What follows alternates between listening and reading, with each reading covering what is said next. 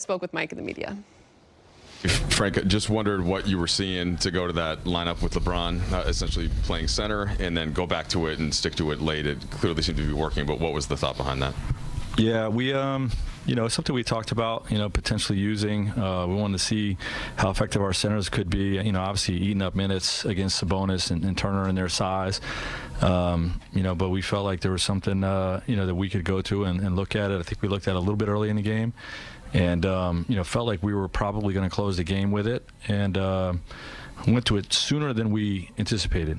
But, the space of bringing Turner away from the basket and, just being able to open things up, this is the new era of basketball. Five perimeter players using that space to attack and, switching a lot of things defensively. But I was just proud of our guys for, how we competed. On the defensive end, there were several, and how we stayed in the game. There were several times we were down 10, and we kept fighting. And obviously, the big fella, took us home. What LeBron did tonight was just a performance for the ages.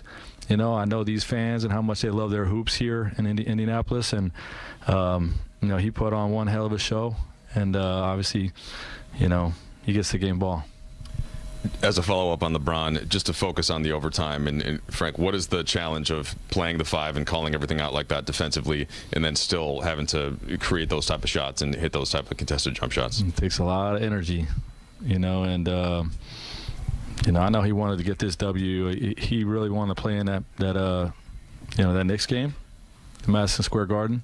He looks forward to that every year, and it's very disappointing for him to not be able to be in that game. So, bounce back tonight, and you said it right there. To be able to quarterback the defense and carry that load offensively is just a special performance. It's a performance for the ages, and just something else. So was that gamesmanship when you told me that the super small lineup was unlikely tonight? No, I'll tell you, we considered it, but, we wanted to see how it went. And, obviously most of the game, we're going to play with our centers. And just LeBron and his three-point shooting, even in 3 seasons, what have you seen in terms of the growth of variety in spots he can hit those from? It's remarkable. I mean, it's a remarkable sort of adjustment, to the late years of his career. Obviously, MJ and Kobe, they both developed that unguardable fadeaway jump shot, which, by the way, LeBron has that too.